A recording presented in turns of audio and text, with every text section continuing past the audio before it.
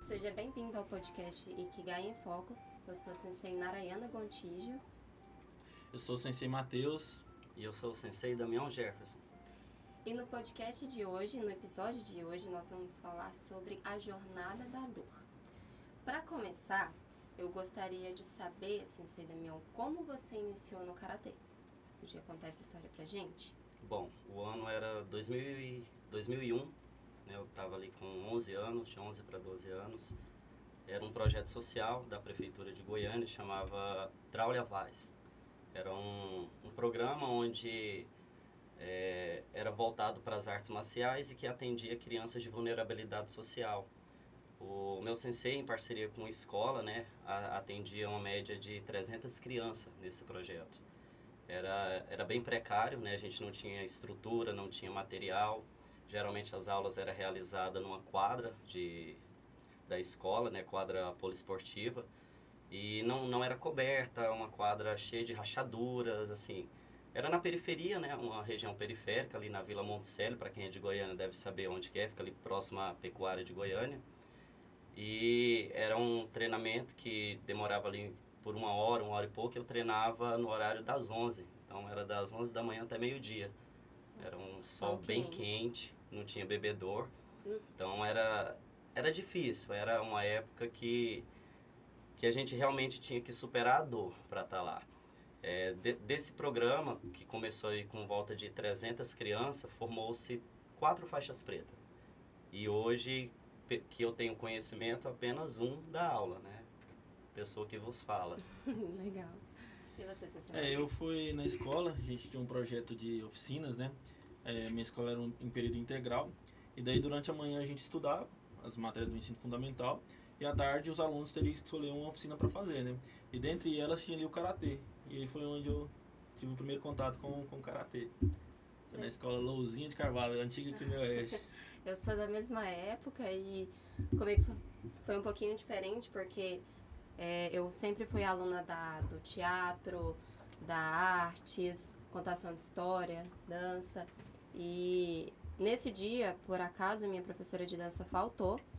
E aí eu tive que escolher entre futsal, que era na quadra que não era coberta, e o karatê.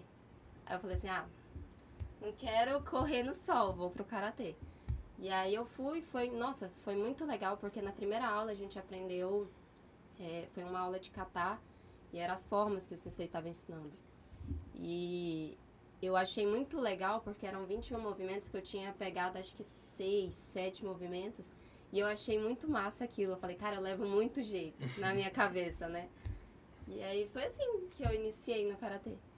Bacana. A gente falou agora como a gente iniciou no Karatê. Você conta um pouquinho pra gente como foi e quando foi a sua inicialização nas competições. Bom, o intuito do projeto, ele não era voltado para as competições. Era mais um resgate de sociedade mesmo, né? Como eu falei, era uma região periférica, o projeto era voltado para crianças de vulnerabilidade social e o intuito era resgatar, gerar valores nas crianças para que essas crianças não perdessem para o tráfico, não fossem para o mundo do crime. Então o intuito do Karatê, ele não era voltado para competição, só que meu professor, ele era competidor, ele competia, a gente sabia que ele competia, ele já tinha alguns títulos. E ele sempre falava, vai ter uma competição em tal local. Só que nunca era algo voltado para isso, não tinha uma estrutura, não tinha um direcionamento para as competições. Então, a minha primeira competição, eu era faixa amarela, né? Já tinha ali uns 6 meses, 7 meses, quase um ano de treinamento. E foi na cidade de Nerópolis, era um campeonato regional, campeonato goiano. Uma competição que deve ter juntado ali uma média de 100 pessoas, 150 pessoas. E era uma competição muito precária, a verdade é essa. Não tinha tatame, não tinha equipamentos de segurança, era uma arbitragem que hoje, né, a gente entendendo um pouco mais de karatê, eu posso dizer com autoridade que não era uma arbitragem preparada para estar naquela situação. Era de uma entidade muito desorganizada, não era uma organização, era uma desorganização. Então, para mim foi muito frustrante, né, porque eu lembro que a minha primeira competição, a categoria, que karatê é tudo muito dividido, categorias. Só que naquela época a categoria era de faixa branca preta. Nossa. Né? Era uma só categoria. Gente. Então era muito pesado. Então a primeira competição eu lembro que eu ganhei uma luta e perdi a luta seguinte. Então foi frustrante para mim, sair de lá todo roxo. Então não foi muito legal, só que serviu de experiência. Eu lembro que pouco tempo depois teve uma outra competição, uma categoria parecida, e a gente ainda conseguiu ser campeão. Era uma categoria por equipe, e os 3 que foi dessa equipe conseguiu ser campeão, ainda lá na cidade de Nerópolis. Uhum. Então teve ali um momento de experiência, mas a primeira competição, ela não foi muito legal para mim, não. Foi meio traumática, posso te dizer. Pesado, né? Isso foi Pesado. em meados de 2001?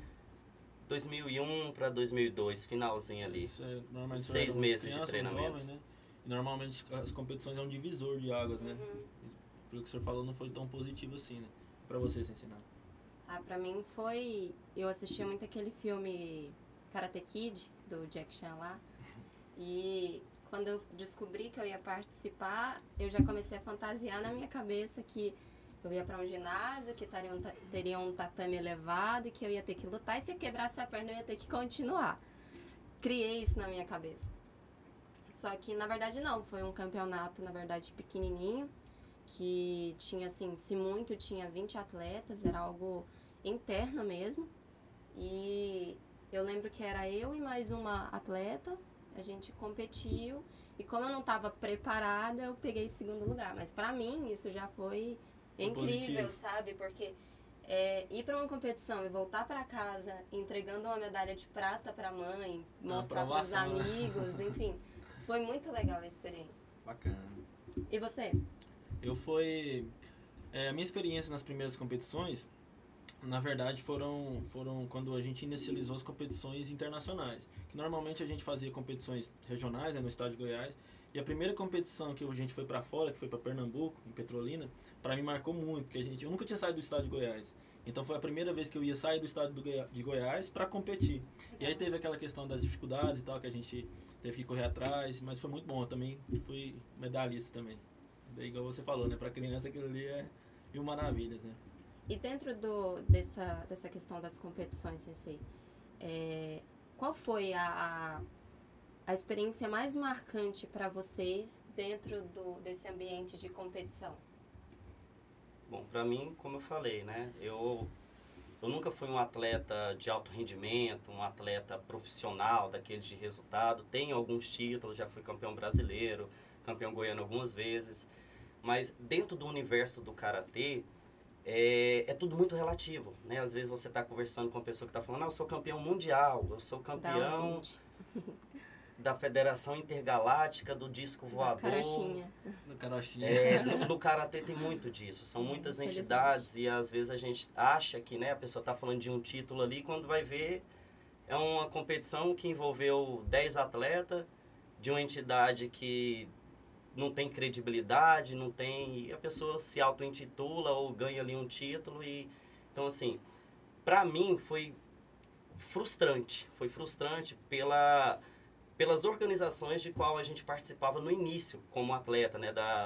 Eu acho que até pela própria história, né, que eu trago do karatê, de vir de projeto social, então era tudo muito difícil. Então a entidade que a gente participava era uma entidade muito desorganizada, não era uma organização. Então, como atleta, nunca fui muito bem sucedido e as minhas experiências também não foram muito positivas, né? Daí, quando eu comecei a entender um pouco melhor, que eu fui entendendo como que era, que não havia só um caminho, que não era uma só direção, que eu poderia abrir esse leque, que existia organizações mais sérias, que existiam entidades que tinham maior prestígio, que poderia realmente ser relevante no âmbito de competição, eu decidi sair fora daquilo que eu estava, depois de alguns acontecimentos bem marcantes mesmo, que não foi nada de bom nem positivo, e comecei a trilhar um outro caminho, mas já não como atleta. Foi quando eu comecei a dar aula. Então eu queria que os meus alunos, eles não tivessem a experiência negativa que eu tive, né? Então eu comecei a trilhar um novo caminho. E a gente começou a ter experiências positivas, que para mim foram realmente mais relevantes, né? Que realmente teve significância para mim, mas já não era como atleta. Eu já estava na posição de professor e técnico. E para mim foi uma realização, né? Uma realização pessoal, porque vindo da onde eu vim, do karatê, da iniciação esportiva dentro de projeto social, aquilo para mim era, né, nossa, era uma vitrine. Tinha, a gente estava acostumado, eu estava acostumado a competir em área de luta que nem tatame tinha, era uma marcação com fita, né? Era a categoria de branca a preta e quem sobreviver ao campeão era muito fácil de frustrar, né, cara? Era muito fácil de se frustrar. Então, não, às vezes era um competidor tinha luva, o outro não tinha nada. E era isso, e, né, a desvantagem, enfim. Então, quando eu comecei a conhecer esse novo universo do que era o karatê, que poderia ser mais organizado, eu falei, é por aqui que eu quero direcionar meus alunos. Então, foi a partir dessas escolhas, como professor, como técnico, que eu comecei a ter experiências mais positivas e enxergar ali um novo caminho. Porque eu falo assim, quando você relaciona a competição com a sua vida pessoal, se você aprende a controlar a ansiedade, o medo, o nervosismo de uma competição e você associa isso na sua vida do cotidiano, provavelmente você não vai ter tanta dificuldade na hora de tirar um CNH, por exemplo, de estar ali com um avaliador do seu lado. Você não vai ter tanta dificuldade na hora de prestar uma prova de vestibular, porque você vai aprender a controlar suas emoções, né? A reconhecer e controlar. Então, para mim, a competição ela foi válida nesse sentido. Mas de um contexto geral, o meu início como atleta, ele não foi bom e nem positivo. Foi bem traumático, na verdade. Então, as minhas experiências que me marcaram no quesito de competições, na verdade não foram em si dentro das competições, e sim nos bastidores, né? Como eu falei, minha maior parte treinando karatê foi nessa escola, onde tinha esse projeto social. E assim, a gente tinha um karatê dentro da escola, né? E daí, quando iniciou as competições internacionais, a gente tinha que se esforçar para ter a nota boa, porque a gente ia passar uma semana fora. Então isso me marcava muito, e a gente tinha um treinamento mais específico naquela escola. E também, durante a viagem, da gente passando lá 3 dias, isso pra mim, eu tinha 15 anos, 13 anos, isso pra mim era incrível. Então, assim, as experiências que mais me marcaram foram essas, né, do off, né. Criar amizade, na verdade virou família, né. Não em si dentro da competição em si, mas sim nos bastidores ali, na preparação ali, na questão da viagem em si, nos momentos. Isso aí foi o que mais me marcou. Eu também tenho muitas experiências. Eu também comecei com um projeto social, né? Que lá da escola era um projeto social. Mas, nossa, o primeiro campeonato que eu fui, que foi o que eu já contei, ele me trouxe uma alegria muito grande. Porque eu vi que eu tinha potencial. Não foi fácil para a menina que já treinava há um tempo. Eu não deixei fácil para ela o título, entendeu? Mas o que eu gosto mesmo de pensar é o quanto essas competições e o karatê me proporcionou momentos bons. Por exemplo, eu nunca tinha andado de avião e na época eu não tinha nem pensamento se algum dia eu poderia realizar isso. E foi a primeira oportunidade que eu tive de viajar para um campeonato que, se eu não me engano, se eu tiver errado, você me corrige, Sensei, que foi um brasileiro, que foi em Fortaleza, que eu pude andar de avião. E isso foi incrível, pra sabe? Criança, essa experiência foi incrível. E não foi algo que na época eu tinha condição, como eu já falei, a gente teve que ir atrás, teve que ir à luta para conseguir, e eu costumo falar que aquela viagem ali foi do meu tio trocínio, né? E foi isso. É isso aí que marca a gente, né? Sensei, dentro desse contexto de competição, qual seria o melhor momento para direcionar o aluno para as competições? Então, é tudo muito relativo, né? Primeiro, é necessário entender onde o atleta se quer chegar, né? Porque, como eu falei, dentro do karatê é um leque aberto, são várias vertentes. A gente está falando de karatê, existe karatê budô, aquele que nem visualiza a competição como algo bom, por entender que alimenta o ego, e o karatê é um esvaziamento de si mesmo. Tem o karatê mais tradicional, que tem a competição, mas é uma forma de competição diferente, mais contundente. Tem o karatê olímpico, né, aquele que hoje entende-se como olímpico, que é o karatê esportivo, é um karatê mais de semi-contato, onde as regras são muito fácil de cometer uma penalização, porque é um mínimo toque, né, mais voltado para a performance mesmo. E tem as várias outras entidades que copiam aquilo. Então, primeiro saber onde se está e onde se quer chegar, né? Para saber direcionar.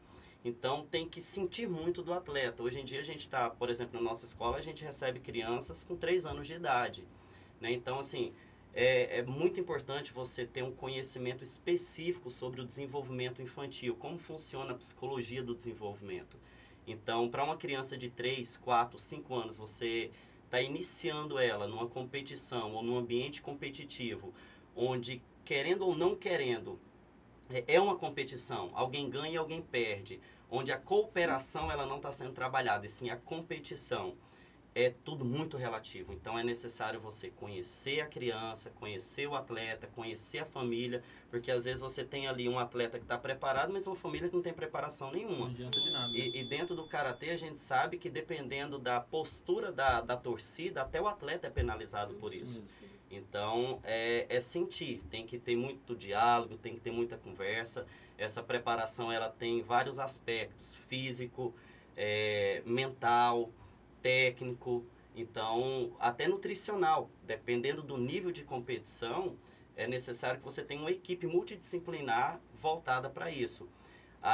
No karatê, é possível você se tornar, por exemplo, né, almejando ali o ápice das competições, um título de campeão mundial de 6 anos, 7 anos de idade, por conta das divisões da categoria. Lógico que quando o professor ele tem a sabedoria de direcionar esse atleta para instituições sérias, né? A maioria das instituições, do âmbito esportivo mesmo, só aceitam crianças a partir de 6 anos competindo, algumas só a partir de 9, outras a partir de 12, e já tem algumas outras que a partir dos 3 anos já é possível colocar essa criança para competir. Então, como professor, como técnico, é necessário que você conheça de vários aspectos. Não só técnico, não só físico, não é só a habilidade. Tem todo um contexto que tem que ser preservado, em especial os aspectos psicológicos. Inclusive, eu sempre indico para a família que antes de iniciar nas competições, que ele tire ali um tempo para assistir às competições. E não só de uma entidade, porque às vezes a pessoa está... Não, eu vi no Instagram que tem uma federação que, né, tá ali às vezes até assediando a criança e competir, venha. Mas a pessoa já foi, já participou, já viu como que é, porque a gente tem instituições, experiência minha, que eu já presenciei, já vivi isso com os meus alunos, de uma criança de 5 anos chegar para competir às 8 da manhã e ficar sentada na área até às 3 da tarde. Então, assim, se a família não está preparada para isso, se a criança não está preparada para isso, é necessário que haja primeiro uma preparação. Eu coloco as crianças, né? Sim, eu coloco as crianças sentado ali na área do tatame, né, antes das aulas, quando está competindo, e elas têm que ficar em silêncio, numa determinada postura, toda equipada, às vezes até incomoda, fica querendo sair, mas é necessário preparar essa criança para esse ambiente, porque senão quando chegar lá na competição, às vezes a criança está ali, ela aguenta ficar ali das 9 da manhã às 2 da tarde sem comer nada. Mas o pai que está na arquibancada não aguenta, fica gritando, meu filho não comeu a água. Eu sou pai, eu entendo. E criança junto com criança, então, depois de um certo tempo, nem tem como manter o controle dessas crianças, uma bagunça, né? Então é necessário analisar e avaliar todo um contexto físico, mental, de habilidades também, porque não adianta você iniciar sendo que a criança às vezes não tem uma estrutura física para uma competição. Às vezes aquilo pode ser traumático, você queima a largada, você acaba usando ali, pela própria ansiedade do professor, acaba iniciando na hora errada e acaba perdendo um praticante de karatê por conta de uma competição. Criando um trauma na criança e na família, né? Sim. Isso é a coisa mais importante, né, na minha visão. Como o senhor falou, para quem não está dentro do karatê não sabe, no nosso esporte, falando como esporte, como quesito de competição, a gente tem várias federações, né? E como o senhor falou, cada uma tem uma determinada categoria, determinada divisão de idade, né? Então, assim, eu acredito que nem sempre seja a questão do quando iniciar, a partir dos 5, a partir dos 10, a partir de tal faixa. Isso vai muito do aluno, entendeu? E do professor também, conhecer o aluno, se ele está preparado, e aonde colocar aquele aluno. Porque a partir do momento que você erra, queima essa largada, frustra o aluno, provavelmente você vai perder ele. Porque se for uma criança, é muito fácil dela ser frustrada. Como o senhor falou, a primeira competição do senhor foi um exemplo de frustração, né? Então, eu acredito que o melhor momento para se iniciar com a criança nas competições seria isso. o professor principalmente ter esse tirocínio de saber quando, se o aluno está preparado, porque tem aluno que... A verdade é sentir o aluno. Tem aluno que com 4, 5 anos tem um desenvolvimento bom, né? E tem aluno que vai chegar aos 15, aos 16 e não tá.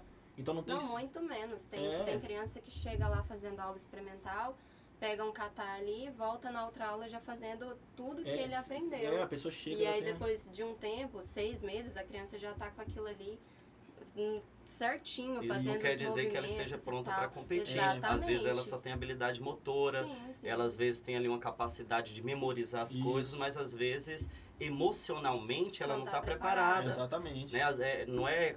Não é algo incomum nas aulas, às vezes eu costumo preparar as crianças primeiro nas aulas, durante as aulas. A criança vai lá e executa um catar, né? Quem é pai dos meus alunos vai saber bem do que eu estou falando. A criança faz o catar, faz aquele catar bacana, top, assim, de 10. falar, nossa, que vontade de bater palma. Eu olho para a criança e falo, nossa, foi bem ruim. Foi ruim mesmo, nota 0. Realmente, isso acontece mesmo. A criança fica olhando para mim assustada. Às vezes chora. Aí o Tem pai já vários, levanta né? também, fica olhando para mim mais assustado ainda. Aí eu deixo aqueles 30 segundos de silêncio, eu começo a falar, na verdade não, sensei tá brincando.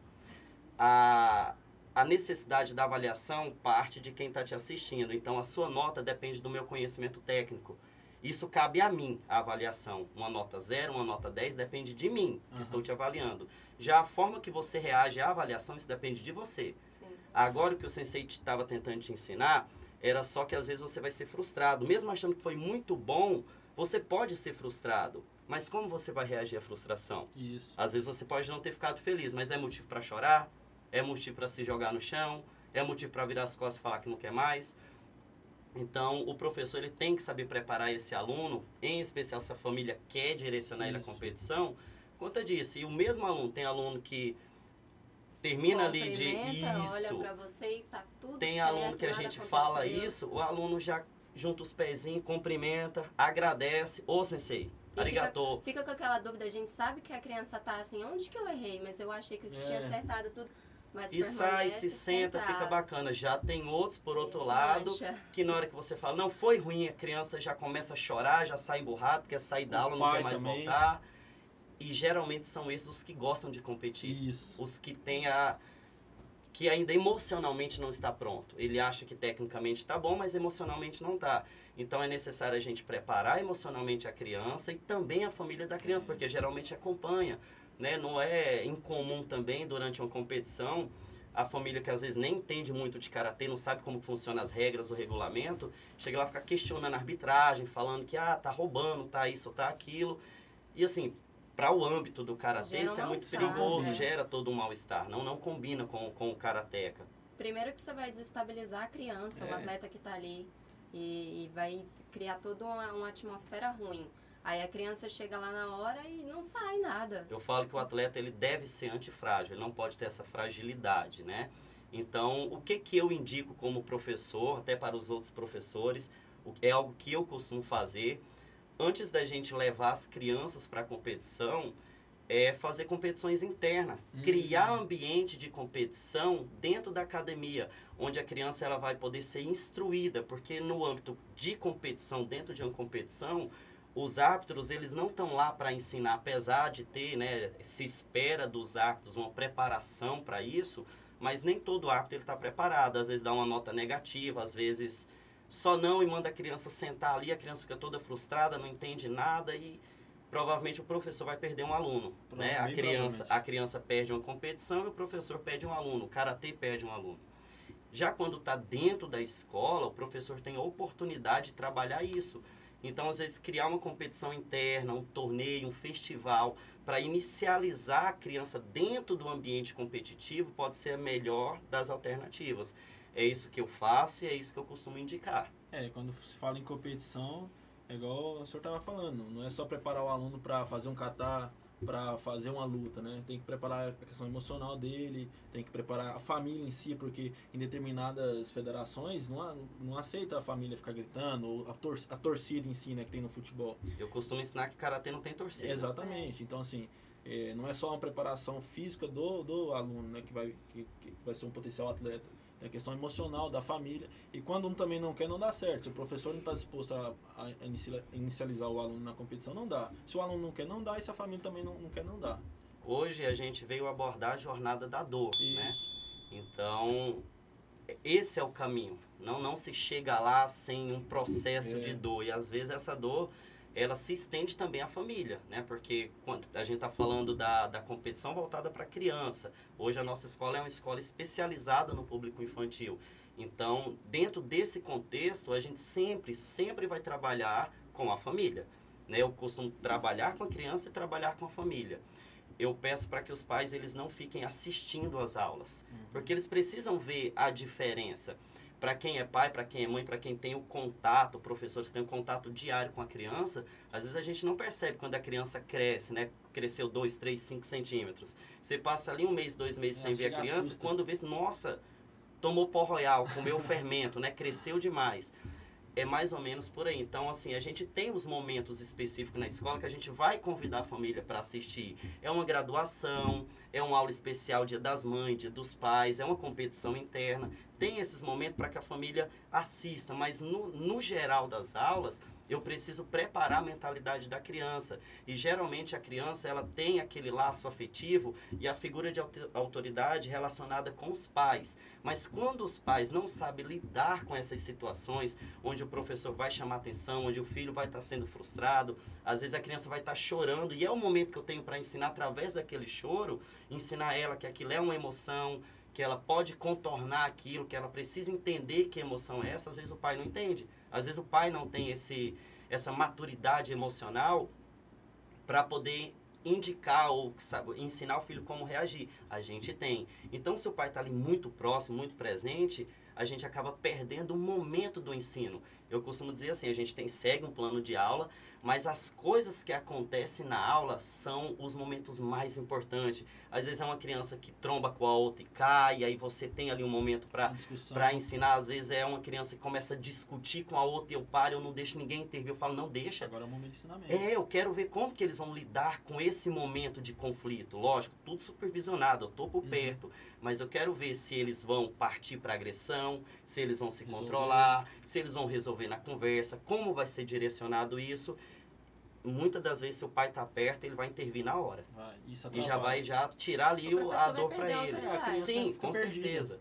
Então, o contexto da aula já serve de preparação para as competições, já serve de preparação para que o meu aluno se torne um atleta lá na frente. A aula de karatê tem esse poder de preparar, mas tudo depende de objetivos e de interesse.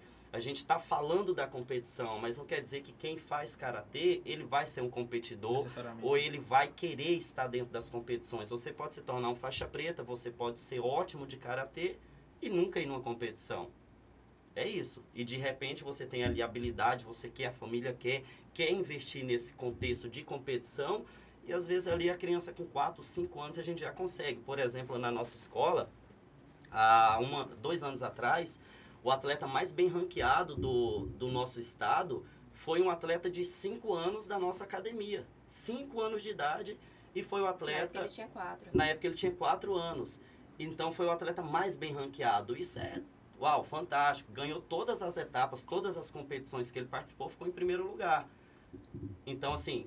É possível? É possível, mas como é feita essa preparação? Está muito ligado com o professor. Eu acho que vai tudo ao princípio, né? Você precisa primeiro alinhar tudo para entender, aliás, para todo mundo entender aonde quer chegar. E seguindo, assim, essa linha de raciocínio, como a gente poderia fazer um plano de carreira para o atleta? Então, tudo tem que ser muito bem conversado, né? A gente, geralmente, quando o pai mostra ali os primeiros sinais de que tem interesse, que quer, a gente chama para uma reunião, né? Para entender dos pais qual é o objetivo. Porque quem não sabe onde quer chegar, qualquer caminho serve, né? Quem está perdido, qualquer caminho é um caminho.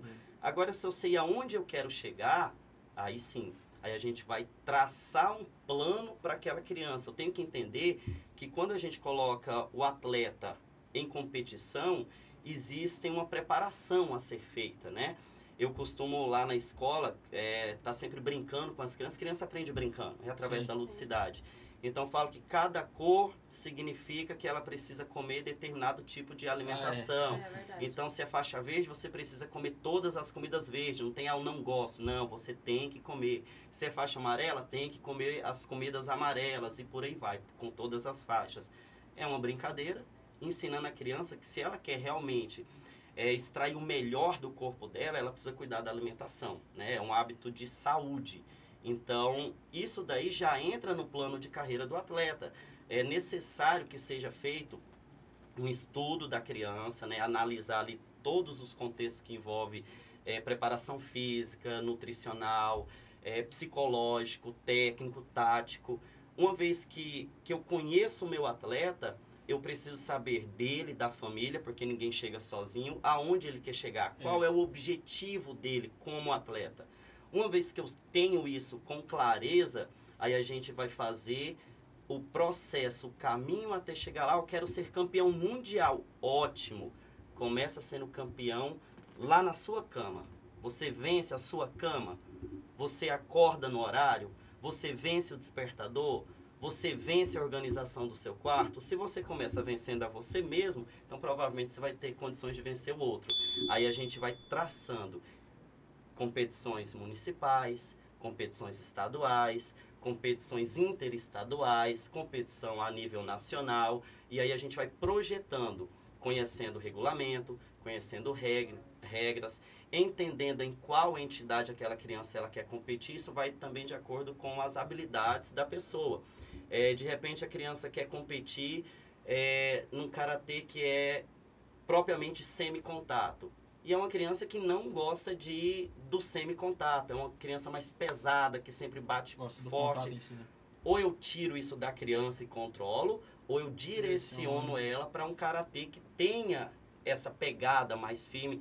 Conhecer o atleta, conhecer o que a família projeta sobre ele, tendo sempre assim a clareza de quanto isso vai custar também. Porque um plano de carreira também está relacionado com os gastos. É preciso ter ali uma preparação, igual quando a gente vai fazer uma preparação de medicina, existe um tempo, né, para você se preparar para atuar naquela área. Dentro do esporte não é diferente, você precisa ter uma preparação que demora um tempo, um caminho a ser percorrido até chegar lá. E depois que eu chegar lá, o que acontece comigo como atleta? Isso entra no plano de carreira, para você não ficar perdido no caminho. Sensei, e quanto custa para ser um atleta de alto rendimento? Então, primeiro a gente tem que entender quanto custa para ser um atleta, né? Custa ter disciplina, custa ter caráter, custa ter valores. Tudo isso vem antes do esporte. Se você não tem esses valores claros, você não consegue chegar lá no topo. Acredita em mim, não consegue. Sem humildade, sem a lealdade, sem os valores. Isso está inserido no âmbito de aluno. Então, você vai ter que pesquisar na sua região, onde você mora, quanto custa a academia, quanto custa a mensalidade. Onde você quer chegar. Quanto tempo você vai fazer. Tudo isso tem que ser colocado. Busque do seu professor, busque da sua academia esses valores. Coloque isso tudo num papel. Quanto custa uma competição? Coloque isso no papel. Quais são os equipamentos necessários para aquela determinada competição? Porque no karatê, como eu falei mais uma vez, né?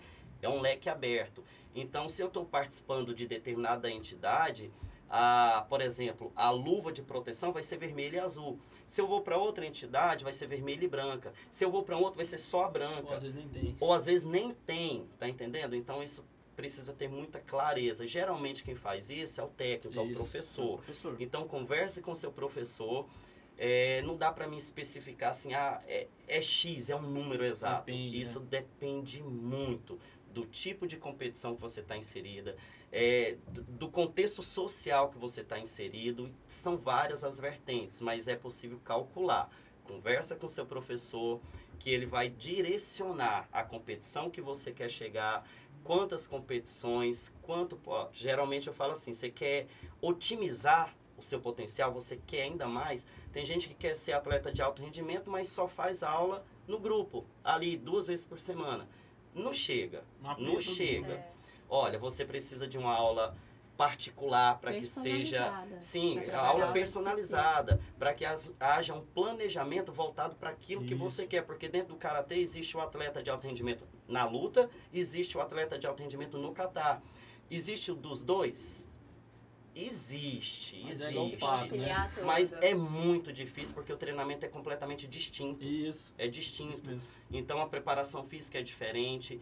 Existem algumas coisas que podem ser associadas, mas no geral é preciso ter clareza de onde você quer chegar, que tipo de atleta você é, para que tenha preparação de acordo com os seus objetivos. Então é uma conversa que vai depender mais entre o professor, a academia, a família e os objetivos específicos.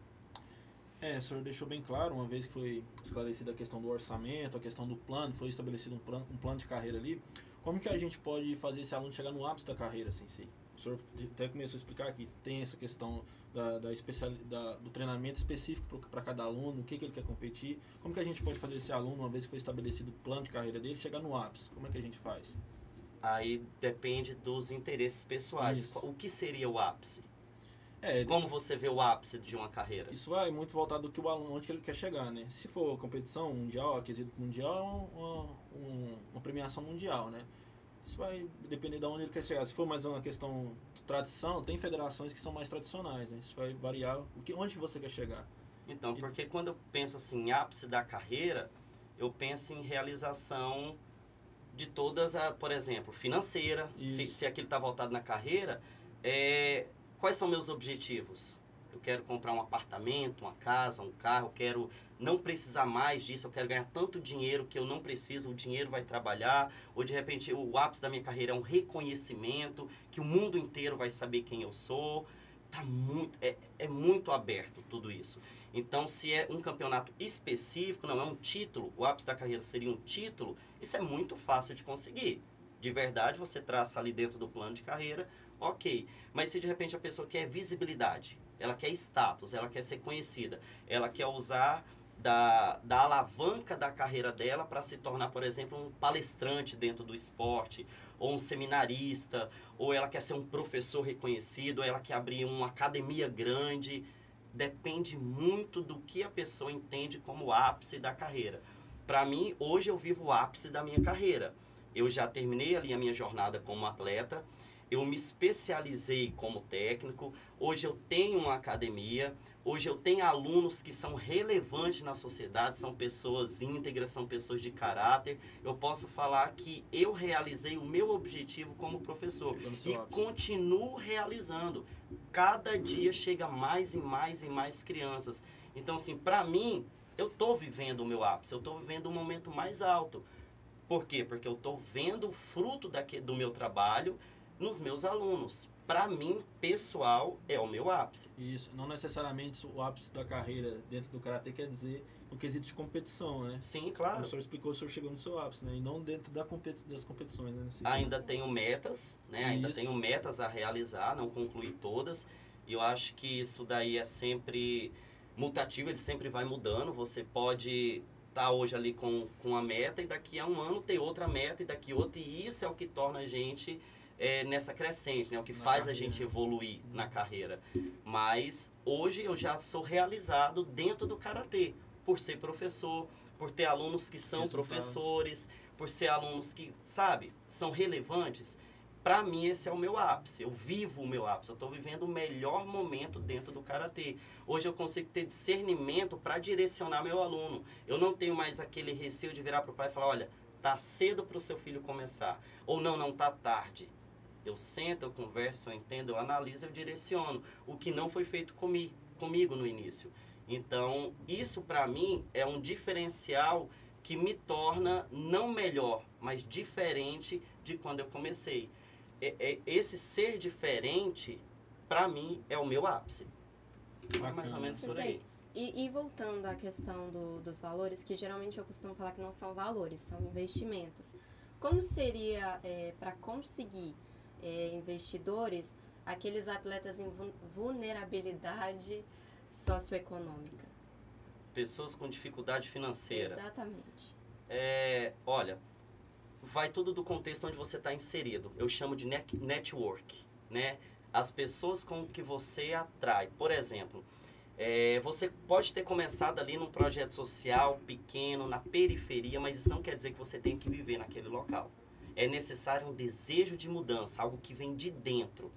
Quando você decide mudar sua vida, isso pode ser o pai para um filho. Não, quero mudar a história do meu filho. Você vai buscar, você vai ir atrás de conhecimento, você vai ir atrás de pessoas. Mas hoje em especial, no estado de Goiás, eu posso falar assim com muita felicidade no coração. Hoje a gente tem o maior projeto de artes marciais do Brasil. Não tem nenhum estado que tem um projeto voltado para a arte marcial como o estado de Goiás, que é o projeto Construindo Campeões.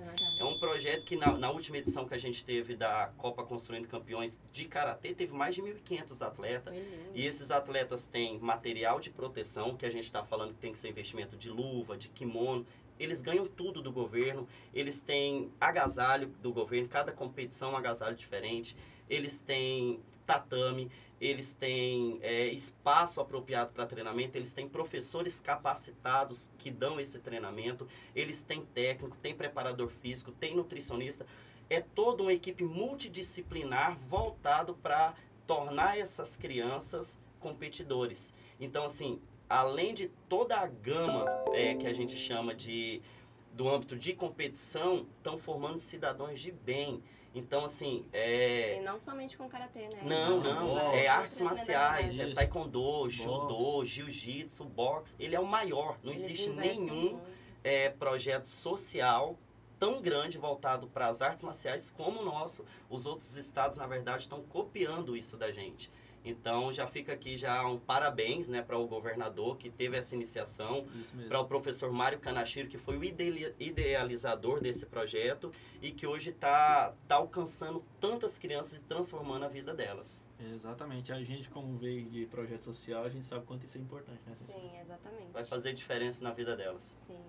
Então é isso, pessoal. Eu agradeço a presença de vocês. Eu agradeço você também aí da sua casa, que teve um tempinho aí pra gente. Se você gostou, deixa seu like, se inscreve no nosso canal, compartilha. E se não gostou, faz aquilo que eu disse das outras vezes. Volta e assiste o próximo que você vai gostar. É isso. Os.